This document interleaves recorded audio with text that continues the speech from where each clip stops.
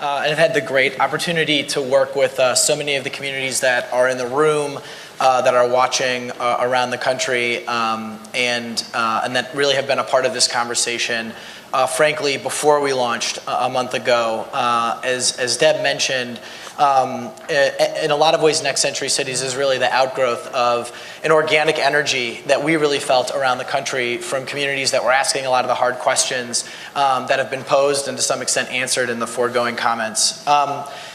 I'm really delighted to have the opportunity to moderate this conversation today. A critical theme of the foregoing remarks has really been this notion of how essential this infrastructure really is to unlocking the full breadth of opportunity in the 21st century. And so now we're really going to be spoiled to hear from some leading executives from municipalities around the country to sort of unpack for us a little bit of what it takes to access some of these opportunities and to navigate in real time some of the challenges and barriers that exist to getting to a gig. So first, directly to my left is Harold DePriest, who actually began his career in 1971 with EPB before rising to becoming the CEO in 1996 and helped shepherd the creation of the network that is being much celebrated here today. Next to Harold is Aldona Valicenti. She's the Chief Information Officer in Lexington, Kentucky. She was also the first Chief Information Officer for Kentucky State Government, and before that had a long history of service in the private sector, including at CGI, Oracle, and British Petroleum.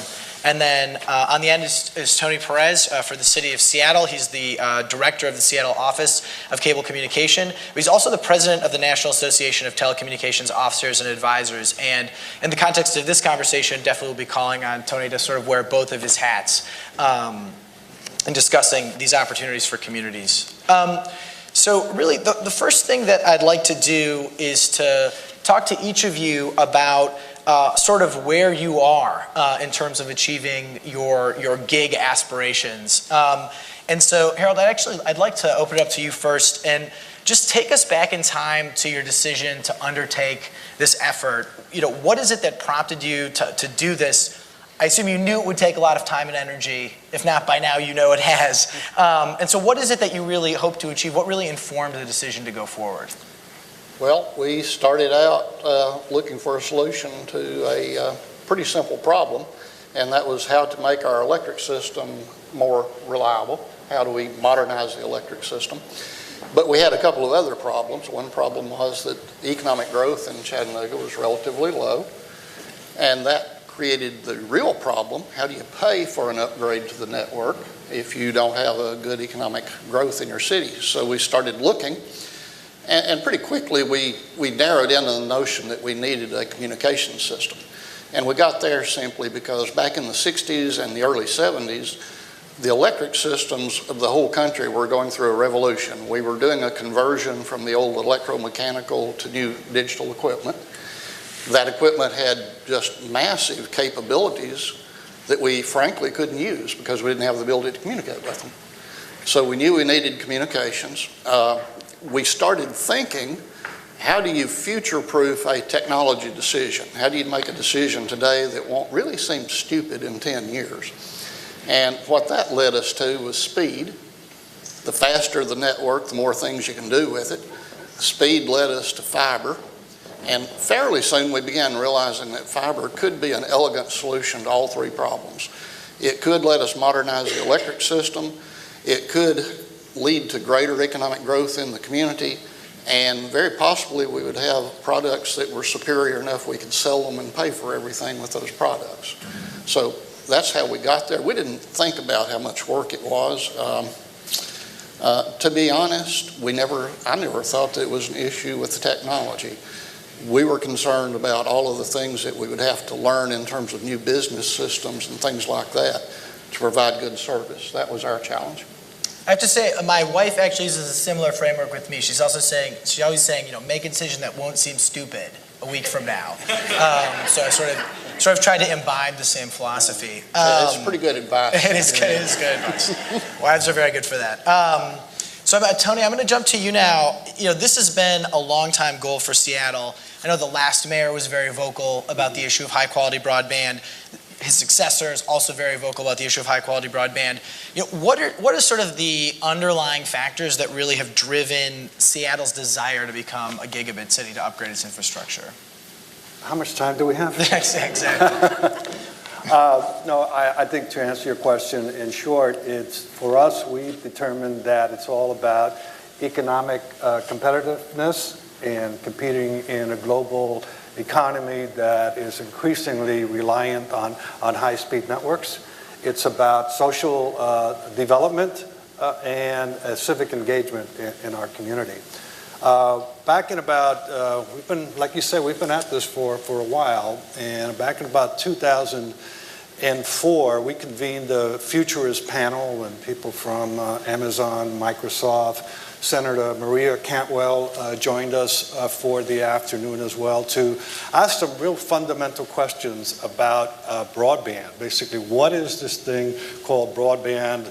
What could it enable? And most importantly, what's its underlying infrastructure? After that meeting, we developed a task force on telecommunications innovation, which I staffed. And the task force in 2005 let out a report, and this is very controversial at the time because it was about the height of the Wi-Fi craze in America. I don't know how many of you remember that. And the task force said that Seattle needed to pursue a fiber-to-the-home network to ensure its future economic competitiveness. What I find interesting is that at the time, the task force thought that 24 megabits per second, if not symmetrical, at least with an appreciable upstream capability, that was the beginning threshold for broadband. So it's been really interesting to see just in how in a few short years, the standard has moved to 100 megabits. Today, it's a gigabit. Who knows what it will be tomorrow? But for us in Seattle, what a gigabit really represents is that the network will never be on constraint on the imagination, ingenuity, and initiative. And that's really important for a city like Seattle. We happen to be blessed with an abundance of technical talent in software engineering, computing. We have companies like Boeing, Microsoft, Amazon, and a number of spin-offs that they generate. So one of the things that we look forward to is building a platform for innovation over a gigabit network so that we can bring to bear that formidable intellectual capital we have in Seattle to develop new products, services, and solutions for transportation, healthcare, education, provision of government services, things like that. So a lot of reasons why we're still pursuing it. And Aldona, I know you guys are a little early on the path as well in Lexington. You can't just second everything Tony said if those are all the motivating factors. But also would love to know a little bit about where some of the energy is coming from in the city. What's really driving the effort? Sure, I'll be happy to address that. But I want to talk a little bit about. I want to go back to the future. Mm-hmm. I did the first broadband assessment for the Commonwealth of Kentucky in 1999, and it wasn't all that feasible then. Now, we had pretty good connectivity to the schools. We've already done our homework, outsourced an awful lot. The RFI and RFP that we had on the street was used by multiple states, but broadband just wasn't there. So here we are today. And by the way, my mayor, the city council, if I ever had to pick a topic that everybody could agree on, that's probably the one. Some of them actually campaigned on that issue during this election, even though we're not quite there. But I also want to talk a little bit about expectations. And I need to go back to my own family. I remember when my daughter said to me, "Mom, I never knew a world where a person wasn't on the moon." And it reminded me again, I've never known my grandchildren to be without the internet. So the demand of what the internet can bring, the opening of the doors is all there.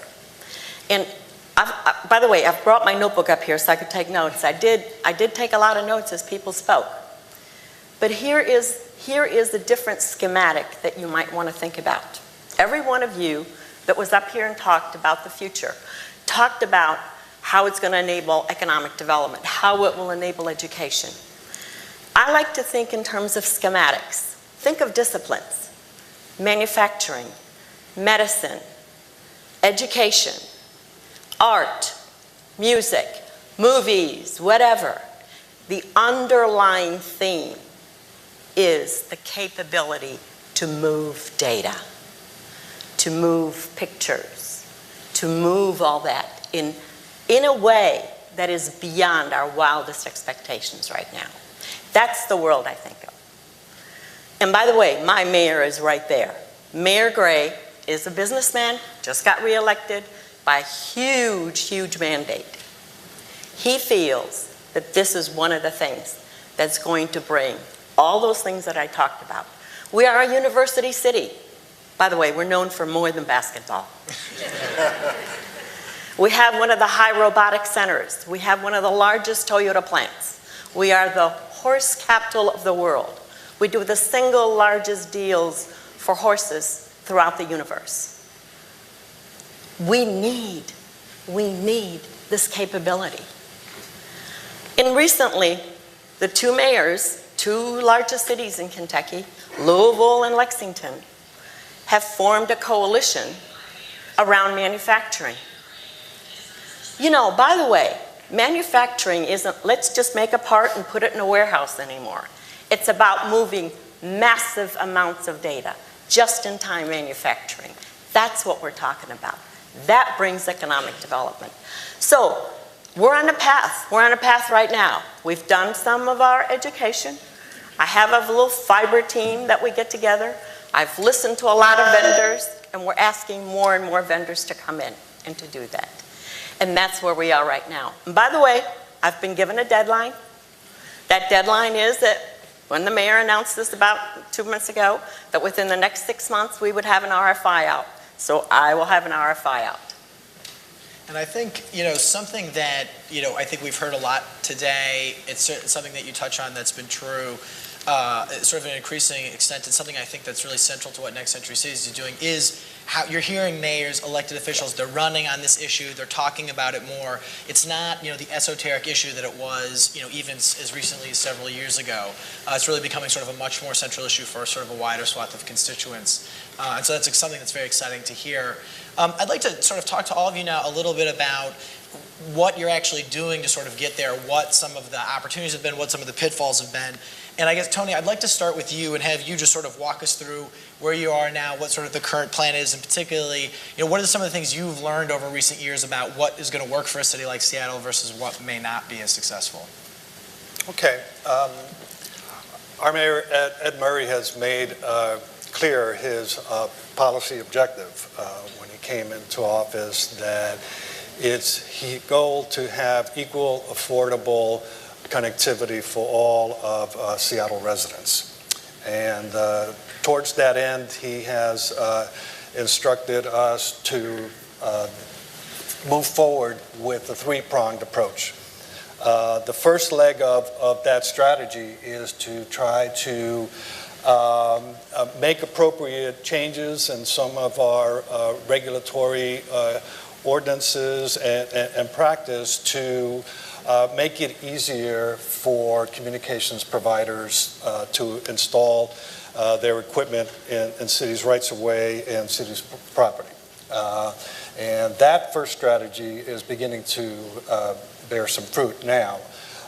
We recently passed legislation that made it easier for companies to install the aggregator equipment in residentially zoned areas of our rights-of-way. And in response to that, we've seen CenturyLink recently come to Seattle and is committing to build Gigabit fiber to the home to some parts of the city. We don't know what their plans are, whether they'll cover the whole city or not, but at least we're getting the ball rolling. A second company just recently announced, a small company, that they're going to be doing a pilot demonstration of gigabit connectivity in another part of town. So we're happy to see that things are moving and we're making some progress. The second leg of the strategy is to continue the efforts we had over the years to talk with potential private partners and see if there is a way that forward where we can balance the private enterprise need for profitability with the social and economic objectives that we have for our city. So those conversations continue. But the third prong of the strategy is really if number one and number two don't help Mayor realize his objective, that third part of the strategy is to look at the public option in broadband, if you will, that we would build it ourselves. One of the things that we're doing, and with leadership of our new CTO, Michael Mattmiller, who's in the audience, we are heading a broadband study to review the previous feasibility studies that we have conducted. There's been about 2 or 3 over the years, and at the time we did those studies, the business case didn't quite pencil out. But we believe that things have changed in the market, that there have been new construction techniques that have developed, new processes, and technology itself is making it more cost effective to build and operate broadband networks. Specifically, we believe that all traditional communication services are transitioning to IP, and we will be delivered over IP networks. What we know as cable today, I don't believe will be around in 5 years. So that presents an opportunity to anyone who is considering deploying this type of network. Because guess what? You don't have to build a cable head end. You don't have to spend a lot of money on voice switches. If you're providing gigabit service, the billing infrastructure is all of a sudden is really simple. And so I think that's where the technology is taking us. So we are undertaking an additional study. We've hired a consultant to look at the feasibility of the city having a converged network where we provide municipal services and as well provide symmetrical gigabit services to residents as the only product. As part of that study, we're going to look at the advisability of building a pilot project where we would test all of our assumptions in the city of Seattle. And I recently spoke about the enormous wealth of technological talent in Seattle. What we want to do in that pilot is see if fiber to the home can be a catalyst that brings to bear that ingenuity in Seattle to design maybe new healthcare applications where elderly people, by being able to be monitored at home by their caregiver and relatives, may be able to spend 2 more years at home before having to go to an assisted living facility. What is the value that you put on that in your community, right? So we want to work to improve education, provide municipal services. So we really want to focus also on what's capable on network services at the local level using bits and data that don't traverse the public internet, but that are local and can be provided cheaply, reliably, with low latency and high capacity. So that's where we are. Our study is going to be completed in the spring, around March or April, and so we hope to have a lot of news. Much to look forward to. We'll have to circle back with you then. And as you are looking toward the spring, Aldona, and you sort of fix like a laser on the RFI, what are the most substantial questions that are occupying your attention, the attention of your team, as you start to put that together? What are the biggest issues you're thinking through? I think one of the biggest issues is really to look at what kind of financial models are out there. It's no longer, that one company or one person or one organization has to do the whole thing. I was told recently by some economic development people that are frankly working for the city and also working at the state level, that maybe a broadband initiative is one that is most suited for a public-private partnership. We may test that example, because I think there are others that have been more difficult. I go back to Ohio, they built a turnpike, was later on, became a public-private partnership. Airports have become public-private partnerships, probably more of those in the Canadian models that I've looked at. But I think traditionally, the traditional public-private partnership may not yet have been exercised very well. And this may be one of those opportunities for us to do that. So we're very much looking at that. I think we're going to do some of the same things that you are doing, looking to see, what kind of assessment do we need to do in the city? We have never done that, really. So as I'm up here speaking, I've got people asking for money. For a project manager, some money to do a little bit of sort of gathering of data, what is already available, how many cell towers are out there that we could probably use, etc. So those are probably the things that are at the top of my mind right now. Great. And so now, I think, Harold, I'd love to ask you to sort of play senior statesman for a moment. You're a little farther along in getting where you want to take the network, although, as we were reminded from some of the remarks, to sort of channel Patrick again, that, a gig is really sort of the starting line, not the finish line. But if you were to sort of give advice to your colleagues here on the stage, but also around the country, who might be early on the path, what are the things that you would urge them to be thinking about as, the really significant questions to tackle early on as they think about adopting this kind of infrastructure? Well, I think there are several. One, I would say, though, I wouldn't worry about the technology. The technology is rock solid. It works. That's not an issue. The part I worried about, and I would if I were doing it again, was all of the back office things. How do I figure out how to generate bills? What are my credit policies? How do I talk to people about, when we we wanted to bring video on demand to Chattanooga, and we never had video on demand. How do you sell people or even ask them, do they want something they've never seen or experienced? So that's kind of difficult. But then the bigger issue was simply getting everybody to work together. We don't inherently do that. The American people are pretty fractious individuals. We tend to go our own way and do our own thing. And if you're going to do something that is really going to be impactful to the whole community, you've got to get everybody understanding that they all have something in it if they all work together. And to me, that is much more the bigger issue, getting all of the different departments and groups of people with all their different backgrounds working on a common issue. If you can do that, you can do anything.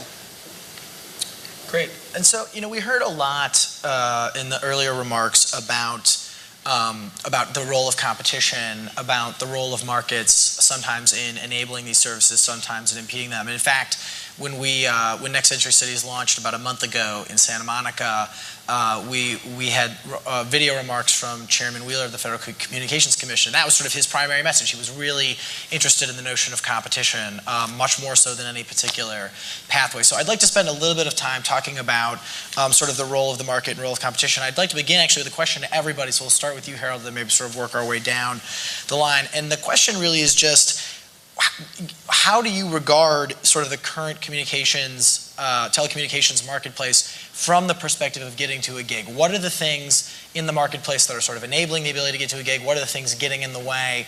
Just sort of your general sense of the extent to which the marketplace, either here or nationally, is playing a role in achieving some of the kind of aspirations that we've heard today. Well, the main thing that's got to happen, frankly, is we've got to let some of these decisions be made by the marketplace instead of in the legislature. And that's, I like people who compete in the marketplace and not with legal issues. But again, the technology is solid. People have a great demand for this. I have, through the years, our competitors have said things like, well, nobody needs a gig. Well, that's absolutely true. How many of us need color TV? Okay? We have color TVs because we want color TVs. And in America, we have this unique way of making wants into needs. And broadband, when people have access to it, they're going to find so many ways to enrich their lives, to make money, to make their communities prosper. We just have to have the ability to put it out there in front of them. So I think the real issue is simply to get to the marketplace and to put the technology in front of people and let them make their own decisions. Great, Aldona. And Aldona, I know you also bring a wealth of private sector experience, so the extent that you have worn that hat before and are thinking through this dynamic for Lexington as well would be interesting. Competition is always interesting. By the way, I used 2 examples maybe 15 years ago. Did we know we needed our pictures in an hour? And did we know we needed our dry cleaning in an hour? And yes, we do. The point is, we just didn't know that we did. But the competition is, and let me just tell you a story that happened very recently. You know, we've talked to all of our cable providers and that we have in the city and in the county. By the way, we're a combined city-county government. And they said, no, we're not going to invest. We're not going to do any of that. Well, it's very interesting now that we've sort of made the press and the mayor has been out there talking and everybody's talking about the topic. They've all come back. They've all come back to talk to us again. Well, maybe we do want to invest. Would you think about this service? Would you think about that service? So the point is, competition is always great. And, you know, I spent most of my career in the private sector. And in the oil business, by the way, you move huge amounts of data.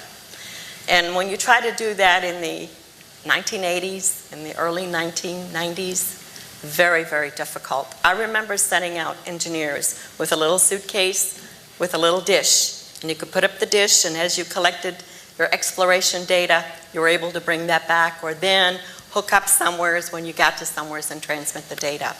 Well, those days are gone, but by the way, there's still some people that basically, that's the kind of technology that they have. Competition, in my mind, is really the essence of how we're going to be able to deliver what the technology promises to do. And the more competition that we have, the better it is for us. I'll give you one other example. I chaired actually the first telehealth board for the Commonwealth of Kentucky, and that was probably about 2002, 2003, when we found out that people had to travel hundreds of miles for a second visit or a third visit after. By the way, we are a rural state. Ours a rural state. And you could do that by doing some diagnosis over the internet. So that is one of the essence of how we make our lives better through technology, and competition will help us to do that. I think before we go to Tony, I do just want to mention, you mentioned sort of dry cleaning and photo development, at least in the neighborhoods I've lived in. For another day, we could use more competition in the dry cleaning industry, I think as well, based on recent results. But Tony, why not, let's pass it to you. Sure. About a month and a half ago, I had the privilege of introducing Chairman Wheeler at the TOA conference in Minnesota. And I noted by any measure that we are still anywhere from 10 to 35th in the world in terms of broadband speeds, and probably one of the highest costs in the world. So I echo the sentiment that we need more competition. That's why, to me, it's just local governments have been providing fiber and high-speed connectivity for the lowest prices for a long time. Why anyone would want to limit competition when we have such a broadband deficit in this country is beyond me. But in answer to your question about how this relates to the rollout of Gigabit, I think we're seeing things change. Not only is competition coming from the public sector, but there's this little company called Google that has, I think, really shaken things up. And I was just in Austin a couple of weeks ago talking with some of the Google folks there and just noting the excitement in the city about Google coming. And notice what's happened now. AT&T, CenturyLink, I think are now beginning to realize that they used to tell you that nobody needs Gigabit, there's no demand for that we would do it, but we just don't hear that clamor from our customers. Well, that's changed, and I think part of it is the recognition that the twisted pair, they've realized that the twisted pair DSL variants that they have are just not going to be able to handle the workload and meet demand in the future. So I'm really seeing things beginning to happen. How far that will go, we'll wait and see. Great. And so now, Terrell, I want to come back to you to keep unpacking this question. What are some of the competitive effects you've seen here in Chattanooga as a result of having been able to build out the network? Is it having an impact on the reality for consumers, for other stakeholders? Is it changing the competitive landscape here? Oh, I think it's changing things drastically. When we were doing our business plan to get in business, Chattanooga had 23 high-def channels. Now we offer 130. Chattanooga had 12 megs down and about 1.5 meg up. Now we've got up to a gig symmetrical. We had about 200 TV channels. Now we're offering about 450. I'm not sure that's an improvement now, I should tell you. But, there's a lot of that there. And one of the most interesting things to me happened a few years ago when Comcast was rolling out Xfinity. They rolled them out in all the big cities in America, New York, Washington, Philadelphia, San Francisco, Los Angeles, and Chattanooga. I think that was a competitive effect, and I thought it was a pretty good competitive effect. Competition does two things. It keeps prices down, and it makes people better at offering their products. And it has worked that way for us. What we are seeing in Chattanooga is now we are more competitive as a city and as a community. We're seeing businesses and industry looking at locating here who probably didn't know what Chattanooga was a few years ago. A few months ago, I was speaking to a group of folks in the Senate in a lunchroom. And I asked them how many of them knew about Chattanooga, and everybody in the room said they did. I dare say that 10 years ago they would have said Chattanooga. So I think broadband is the great leveler. If we can get broadband into our rural areas all around the country, what we're going to see is people all over America have the same opportunities and the same chance to participate in a modern economy. I think that's the cool thing. We can save the 450 TV channels for a future panel called "Dangers of a Gig," or the children who won't take off the Oculus Rift headsets for weeks at a time. But Tony, tell us a little bit about working with private partners. In a city where some cities ultimately who are here today, listening today, to them a competitive environment is going to be one where you're not necessarily going it alone. You're working with a private partner. Maybe you're thinking about a public-private partnership. What questions, sort of based on your own experience in Seattle, but also wearing your NATOA hat, what questions should cities who are thinking about working with private partners be asking themselves? And also, what should private companies that want to get in the gig game and work with cities, what questions should they be asking themselves about how to work with cities? It's a really good question. I think the primary question is, what are, for the city side, what are your goals? What is it that you are trying to accomplish? Is it bringing Wi-Fi to spots in the city, certain locations, or if you really want to go like Seattle wants to go to real transformative infrastructure that's going to drive innovation well into the future. In working with private partners, I think I mentioned earlier is how do you balance the need for a private partner? They're there to make money, have revenue, but as a city, we have our own objectives, which I think we've all alluded to earlier: social development, economic competitiveness, and so forth. So a lot of the conversation revolves around balancing who controls the network, who controls network policy, right? What prices, what services, do we serve everyone? Do we have digital divide projects? How do you allocate risks between a private sector and a public entity, and how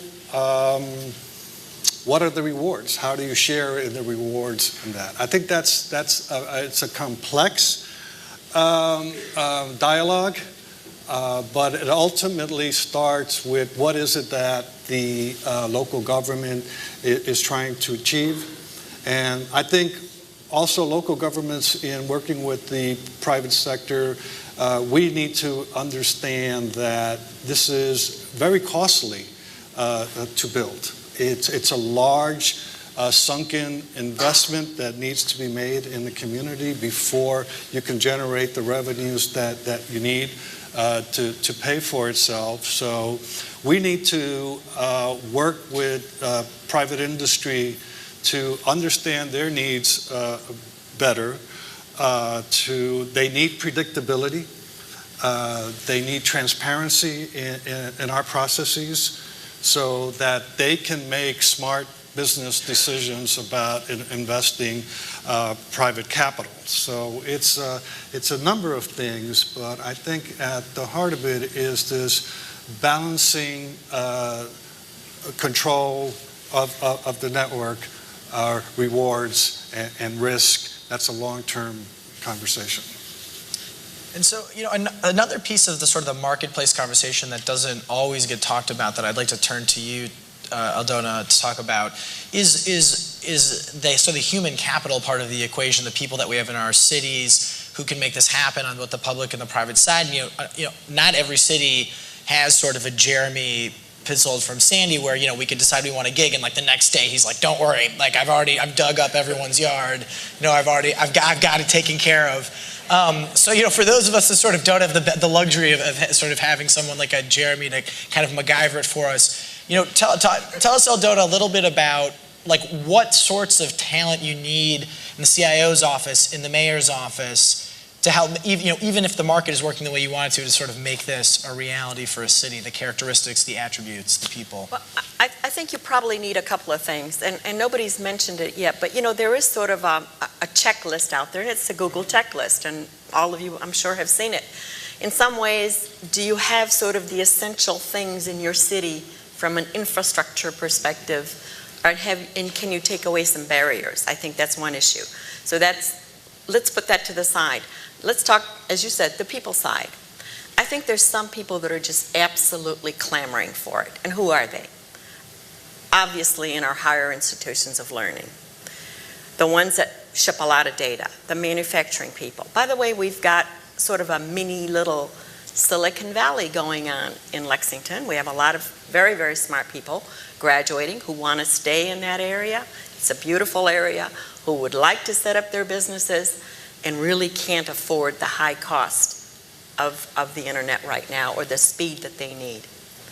They definitely want it. We see them often. They attend many of our meetings. Then there's a whole host of businesses that you don't even know that they exist. Some of them do marketing over the internet. They have many, many customers across the world. They want to ship massive amounts of data. They've already come to us and they said, we can marshal at least 1,000 people or so to speak on your behalf if you want us. Just tell us when. So, but then there's probably the other side. Maybe some folks who said, I've lived without it all this time and I'm not sure I need it. Determining potential capacity, determining potential need, delivering real numbers to a private investor is going to be difficult. Mainly because that data doesn't exist. And I think that's why we need, at least some studies out there. We need to have some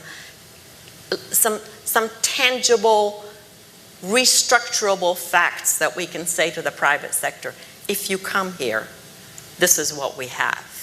We know that this demand is there. I think that's going to be the tough part. And that's the people part. Sometimes you don't know you want it until it's there. It's like the pictures and it's like the dry cleaning. We didn't know we needed it. But I think that anybody with children, grandchildren, the demand from an educational perspective will always be there. Look what's happening in our schools. More and more of the curriculum, more and more of the interactions between a teacher and a student between a teacher and the parents is all done electronically today in today's environment. And, you know, the high schools, courses that you haven't been able to take are now delivered to you in a different way, and that's the same thing in colleges. So, by quantifying that, the ability to quantify that, which is a people issue, is probably the most difficult one. So in just a moment, we're gonna talk a little bit about sort of the question du jour, which is that of community choice. Before we do, we're gonna have some time, I think, to take some questions. So think of the questions that you might have. I'll also sort of do my best to get them on the hashtag GigFuture on my phone here to maybe take some questions from those who are watching the webcast or following this event on Twitter as well. So start thinking of your questions, and we'll come to them in just a moment. So, you know, I want to pose sort of another question to the entire group, and it's this one about the role of community choice. And what I'd actually like to do is sort of put aside some of the legal apparatus around this question right now about sort of what the right division of authority is between sort of state government, local government. It's not an unimportant question by any measure. It's obviously a central part of what the FCC is talking about right now. But actually, I'd sort of like to pull the lens back and in some ways frame this up the way I think, Tony, that you were, which is that you have a capital-intensive investment to achieve goals for your community. And so there's a question about how to allocate responsibilities. There's a question about how to allocate risks and about who's making some of those decisions. And so in that context, I'd like to ask of each of you, what really is the role of community choice in getting to a gig? Are there choices that communities aren't in a good decision to own and to make about risks, about costs? And are there decisions that really properly are the province of local citizens, of elected officials, of local communities? So Harold, why don't we start with you? Well, I think if there was any issue that is obviously perfect for community choice, this is it. And I get there with some pretty simple reasoning. When we were getting in the business, we presented it to the people of Chattanooga. Look, if you want us to build this network for you, we would really like to do it. If you don't want us to, tell us now, because we're going to waste a lot of money otherwise. And we had very, very strong community support. But here's the thing. If we had failed, only the people of Chattanooga would have suffered that loss. It wouldn't have had any impact on Nashville or Knoxville or Atlanta. It would have fallen on this community, and we would have borne the cost. It didn't fail. It worked, and guess what? We're getting the benefits of it. So to me, this is exactly like a water system, a gas system, an electric system. It is an essential part of modern life. And we had so much trouble selling that idea 5 and 10 years ago because people would say, well, it's all about entertainment. It isn't really just entertainment. Entertainment is one of those side benefits that's really, really nice. But the truth is, if our communities don't have this type of bandwidth and this type of communication system, we're going to lose out. Because other places in the world, they're building these networks in Australia, they're building them in New Zealand, they're building them in Ireland, they're building them in Israel, they're building them in Denmark. They have all been here to Chattanooga to see what we've built. We're going to lose out because those folks are going to do it on a grand scale. So this is just a part of a community looking out for its own future, using its own resources to provide for that future. What could be better? Altona? You know, we do not own a utility in the city, in county, but the capability of broadband is essential to the viability of of the city and the county. You know, we could not have recruited anybody if we didn't have electricity, right? We could not have done that if we didn't have some smart people, an educational system. To play in the world marketplace in today's environment, broadband is a necessity. I entertained 12 students from the University of Kentucky in my office because they wanted to find out what a CIO in a city county does. And one of the first things, and a number of them were from Seoul, and he said, "Madam, our broadband is much better in Seoul." So it's very clear that if we are to thrive as a city, if we are to provide the economic viability for the city and the citizens, this is absolutely necessary. The question is, how do you provide it? And that's where I think that we are. There are multiple models. What model would we choose? I don't know yet. But it has to be a model that, frankly, the city council, the mayor can buy into, and ultimately that the citizens will support, because it is absolutely necessary. Well, obviously, I agree with everything that's been said, and picking up on your comment about, yes, there are multiple models, and there could be the whole public option, it could be a public-private partnership, but ultimately, we believe that it should be the choice of local elected officials. This is the core infrastructure of the information age, and what better things do local officials do than build core infrastructure? The earlier part of the last century, we developed a municipal electric utility. I think there are a few today who would question the wisdom of Seattle taking that action. As the TOA president, we're all about local choice, local self-determination. A few years ago, we articulated a set of 10 broadband principles that should guide policy development in this country.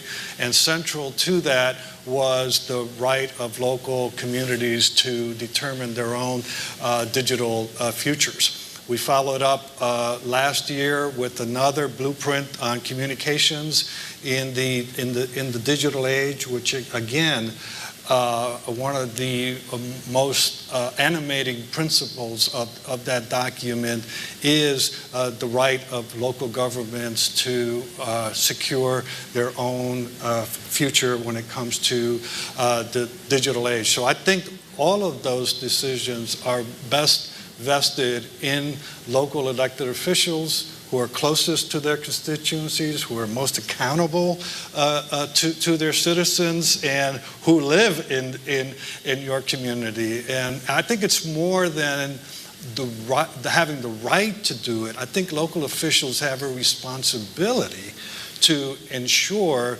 that communications networks in their communities address the needs and interests and aspirations of their citizens. Excellent. So I think I have sort of one final question for each of our panelists that I'll hold off on for a moment. I think what I'd like to do is now open it up to some questions from the audience. We've already got a couple in the front row here, so just raise your hand and we'll get a microphone to you. So let's start with Jonathan. Oh, here, Brendan's got the microphone here. One of the things maybe this is directed maybe towards Harold. One of the things I don't think we've talked about today is the incredible efficiency of the dual use of gigabit fiber in this town, which is helping to create a smart grid. And you know, we all went through Hurricane Sandy a year and a half ago, where it took weeks for communities to recover. And I've seen, Harold, you give a presentation where you had a big storm that came through here, and because you had a gigabit run smart grid, 90% of the town recovered in like 20 minutes or something. Could you talk a little bit about that? Yeah, I think the smart grid, to begin with, I really wish we'd coined that phrase. We called it modernizing the electric system 15 years ago, and that just, it isn't snappy, it didn't catch on. But what we've found out that the smartest thing you can do with your grid is keep the lights on, okay? That's what people really want. They don't care about many fancy things. And for that, you need ubiquitous communications. You need communications all over the place, and you need it very, very fast. And what that winds up doing, number one, we found every mistake we've ever made on the electric system. That's a very humbling experience when you start doing something new and finding all your mistakes. But it gave us an opportunity to fix them, and it is allowing us to have what I think is the beginnings of a modern electric system. One of the weirdest things that happens in the electric industry is we bemoan the fact that our product is absolutely essential to modern living. Because the truth is, people can't do without electricity. You go a few days and you feel like you are living a primitive existence. We have to have electric systems that keep the lights on regardless of what's happening, or at the very least, minimize the impact. I firmly believe that if Mother Nature throws a storm our way, trees are going to fall down and they're going to fall into our lines. Nothing we'll ever do will prevent that from happening. But what we have here in Chattanooga is a system that recognizes that impact and switches around it to have a small number of people out rather than a large number of people. And that is something that everybody in the community benefits from. This is not something just for industry. It's not something just for wealthy people. All of us depend on electricity to lead a decent life. And in America, we're going to have to recognize the fact our electric systems are approaching 100 years old. There aren't many machines, an electric system is a machine. There aren't many machines that are still clunking along at that age. And we're going to have to invest in, what does every business in America do to improve efficiency? They automate, okay? Well, that's all a smart grid is. We are automating things that we would do manually with guys in trucks. And when you automate it, you get things happening quicker and you get things happening cheaper. So that's the answer in a nutshell, Jonathan. We're all going to have to do this, or we're all going to have to get used to the idea that every now and then we just take a 2 or 3 week sabbatical from electricity. And I don't think we want to do that. I think we're getting to a point where we don't want to take that 2 or 3 week sabbatical from internet access too. I want to ask the question about the nature of the platform that you all see yourselves building. And the question is one about open access. And that means, to what degree, do you see yourself as building a vertically integrated service that includes telephone service and cable television and video on demand and internet access? Or do you see yourself building a plumbing system, a basic piece of infrastructure, and inviting competition to create those other services on top of it? The answer is yes. All of the above? All of the above. We work with regional carriers where we are basically supplying them with their last mile, and they're supplying us with the ability to reach out beyond the city. We do have vertically integrated services, and I think that makes sense, but the system is strong enough and large enough that anybody could use it, and we'd be happy to see that happen. When we started down this road, we started down it for the simple reason that we knew Chattanooga wasn't going to be getting this type of service for the next 10 years. Well, it's been a long time now, and it's still basically us that's doing this. But, anything that makes this a better community for people to live and work in, we're all for. So we'll use that network in any way that it makes the community better. Yeah, Tony, please. Yeah, I'm glad you brought up open access, and there's a tie-in with open access and network neutrality and competition too. The network, I think that we're going to be looking at is, I think initially, sole provisioning of access, but anybody can play over the network. I think open access, there are in some cases, there are some challenges from a business perspective to go open access from day one. In some cases, there may be a period of exclusivity that's needed to ensure that you generate the returns you need to meet debt service obligations, operation funds, and so forth. But I certainly agree that open access is the end game for a number of reasons. One, we're really never going to know what's possible over a gigabit network unless we have robust competition at the service layer. That's absolutely critical. So I think we do need to move in that direction. And also, open access in some ways will provide maybe a more of a structural remedy to the issue of network neutrality. Right? If you're providing services over a network and you're going to discriminate, and now if there's open competition at the service layer, I don't think that incentive is going to be there because you're going to lose customers fairly quickly.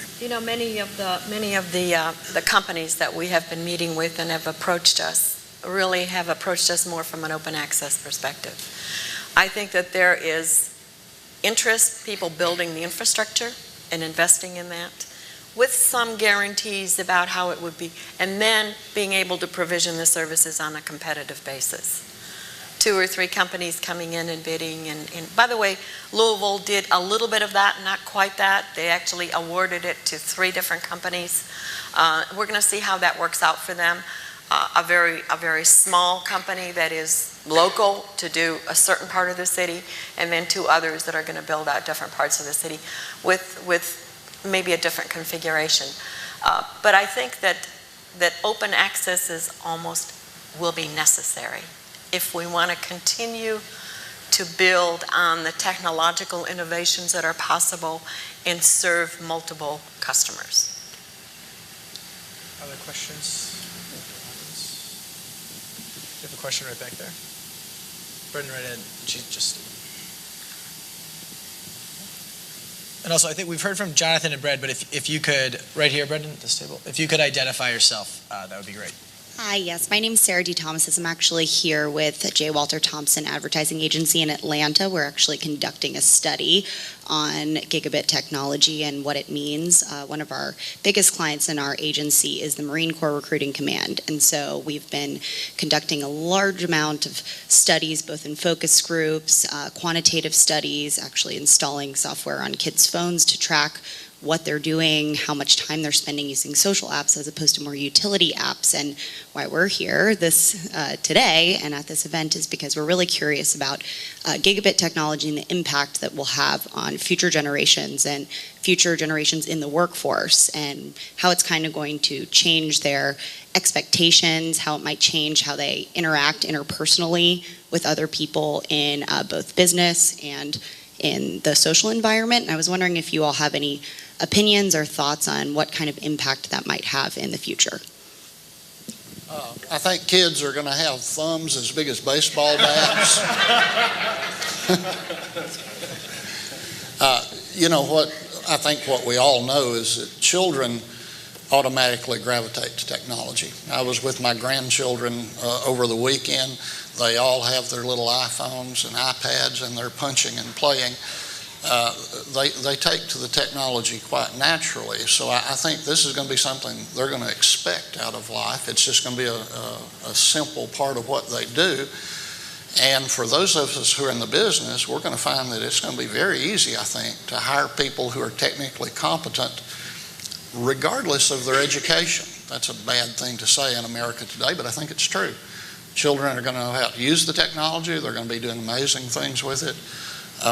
I think it will free their imaginations in ways that probably nothing else that we've done in the 20th century. TV probably did before it killed their imaginations, but I think this is a big thing for children. I agree with that. It's going to be like air that you breathe. It's going to be pervasive all around you. It's going to be expected. And if you just take a look at, what was it, 2007 that Apple came out with the iPhone?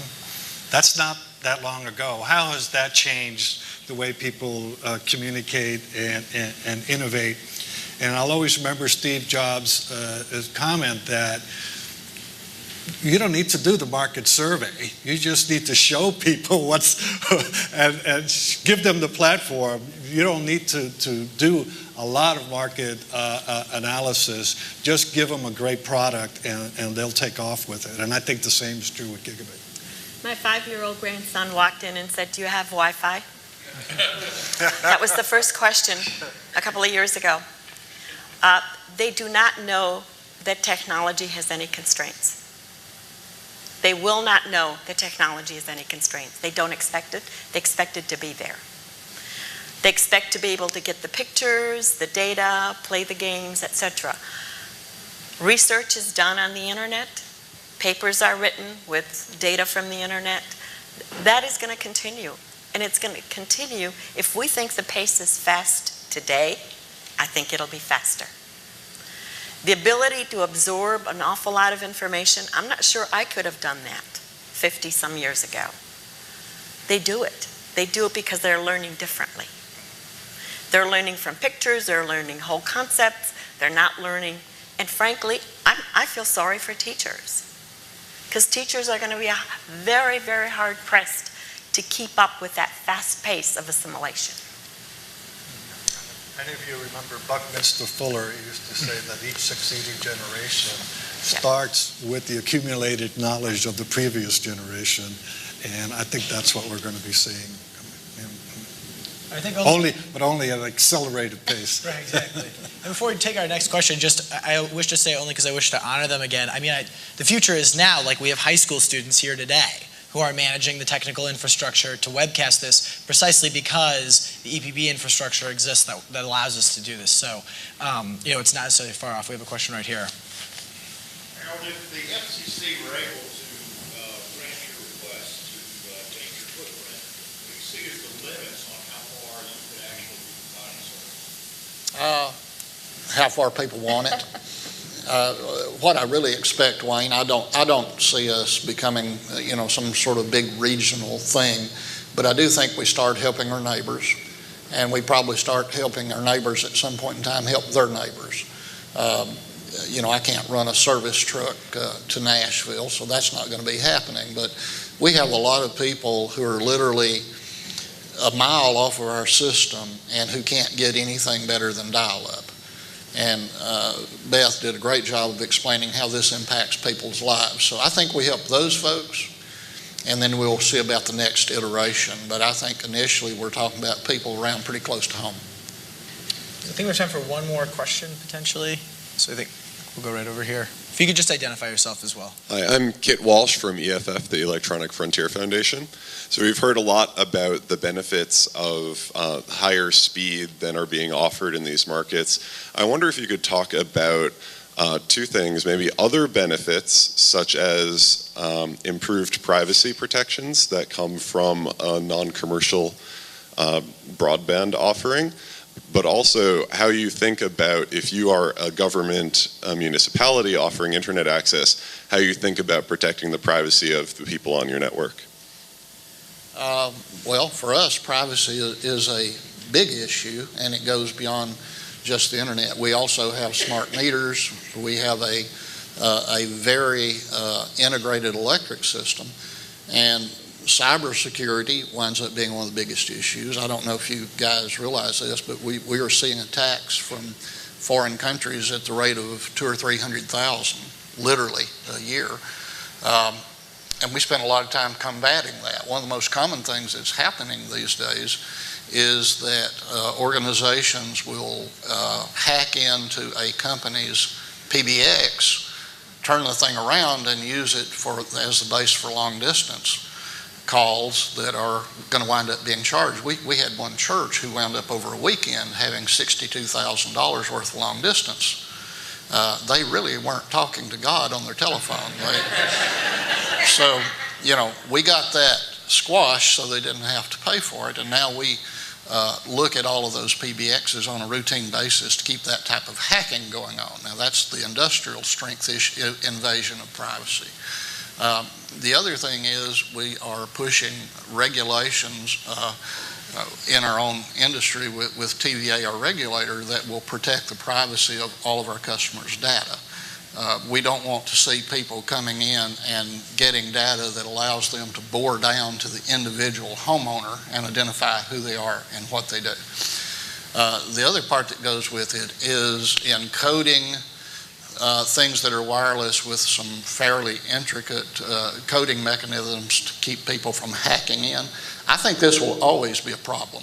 I think this will be something where we are going to be running like Alice in Wonderland, running as fast as we can just to stay where we are. But I think you're talking about something that has to be one of the major concerns in the business, because if our customers can't trust the privacy of their communications, I think I'm going to be out of business. Let me just mention one thing about cybersecurity, because, by the way, this is an issue that is on every CIO's mind, but also very much so, I think, that as we hear more and more in the paper about all the breaches that have occurred, how do you do that? So let me take you back a little bit. Many times I think cybersecurity was thought about as an afterthought after the infrastructure was put in. after some things were done, after applications were developed and deployed. I think now we are scared enough and we know enough maybe that we try to build that in at the front end. I think the one area that is still, I think, an issue for many of us around the country are our water systems, our electrical systems, our SCADA systems that probably do not have an adequate protection. And we have not paid enough attention to that. I was just going to add that privacy is a hot button issue in Seattle, and we have currently a very strong privacy law that restricts operators from providing personal information such as what programs you watch or what internet sites you go to. Unless you get the affirmative consent of the customer, you're not allowed to do that. And we require the companies to provide us quarterly reporting on not just with whom they share that information, private information, but for what purpose, how frequently, and also very importantly, what affirmative steps they are taking on their network to ensure the privacy of the end user. So I'd like to sort of conclude by asking just sort of one more question of each of our panelists. I think I work in Washington, so sort of a deeply ingrained sense of pessimism is an occupational hazard. So what I'd like to actually do sort of selfishly is, we've heard a lot today, I think that's been inspiring in the context of this panel and everything we've heard today. But I'd like to also give you all a chance to sort of be optimistic, to make me optimistic. So just three kind of future-facing questions. First to Aldona, tell us, what do you think the next sort of 5 to 10 years looks like in this space? Do you think more cities get into the gig game, and what's going to help accelerate that progress? What's going to impede it? Oh, I think definitely more cities will get into the game. And I think what's accelerating is things like this, forums, we get together, we talk about it. By the way, I've had a chance in my career to attend all governors' conferences, all appointed officials, many, many mayors. They are the CEOs of their states, of their cities. They are the driving force. They talk about all the things that get invested in. And it is, I've got this, and I've got this, and I don't have this, and I don't have that. They want their cities, their states to succeed. I think competition in itself, you got to remember, this is human competition. Our city wants to be the best. Your city wants to be the best. That's going to keep driving it. And I think citizens' expectations will far outpace that. I'm very optimistic. You know, I took some notes when you had the speakers up here. I wrote down 2 numbers, 39.95 and 59.95. Just call Jeremy. So Tony, you know, to the people who are here today who might be, or who have come from out of town, people who might be watching this at home in their offices, who hear 39.95, 59.95, they say, we're not even close to that. I wish that I had that. You know, what would you say to those? Should those Americans be optimistic about where we're headed in terms of this administration, or should they be pessimistic? No, to Tony. Yeah. Well, I hate to use such a trite phrase, but I'm guardedly optimistic. I hate to say that because whether or not we'll have more competition and a profusion of more gigabit networks, public gigabit networks in the future depends a lot on what happens over the next few months. We're at kind of the epicenter of it right here. If states are allowed to bar their political subdivisions from addressing the communications needs of their residents, then I'm not as optimistic as I'd like to be, because I'm an optimist by nature. However, if that doesn't happen and the Chairman Wheeler is successful in his initiative, then I'm much more optimistic. But I'd like to see what we mean to also by gigabit. What price will it be? Will it be affordable? Will it be available to everyone? Will it be symmetrical? And I'd like to be optimistic too that we will begin, once we have a critical mass of gigabit networks in the city that we begin the process of interconnecting those networks across the massive amounts of long-haul fiber that we have in this country to really start unleashing the potential of the internet and gigabit connectivity. That's what it's going to take. When I can peer-to-peer with someone at Stanford University from my living room in Seattle and vice versa, I think that's when we'll see an explosion of creativity and energy. And I hope it'll happen, but I think so much is going to depend on what happens in the next few months. So Harold, we'll conclude with you. In Chattanooga, the future is really now. I mean, you've got people who won't know what it's like to grow up without a gig, already in your community.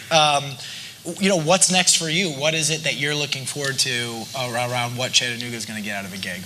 Well, let me go back and say something I've said several times. The technology is not an issue. The communications industry is already working on 10 gig and 40 gig products. We have those here in Chattanooga in our laboratory that we're working on. So the technology is moving faster than our laws and our marketplace can deal with. The technology is moving at a very, very rapid pace. I think what our challenge is going to be here in Chattanooga is figuring out how to take advantage of what we have to do things that make this a better community for folks to live in. So, meaning, think about the iPhone. I think that to me is just fascinating. It's probably one of the most complex devices ever created, and yet to operate it, you just push pictures, I think this sounds terrible, but I think this is what we have to have in America. We have to have the incredibly complex technology where you push the buttons. And I think that is going to be what we're going to be trying to do is finding ways to take this technology and make it do really simple things for the people here in Chattanooga. So we're going to be trying to learn more about how to run the electric system better. We're going to be trying to give people choices there. You can't change behavior when we give you a bill that tells you how much energy you used 30 days ago. 30 days ago is kind of hard to choose from. But if we can let you see what's happening as it's happening, you can make wise and sensible choices for yourself. And I think, frankly, that people can make wise choices not just for themselves, but for the whole community. So can we make this stuff interactive? Can we make it something that is so simple that people can use it on a daily basis to do their little bit of good? I think that's where we are. Well, you all rose to the challenge. I'm enormously optimistic about the future. And we feel your pain. Exactly. So, let me thank all of our panelists, and let me also thank Beth Jones and the Southeast Tennessee Development District for co-sponsoring this. And let me also thank all of you for being here today and those of you who are watching.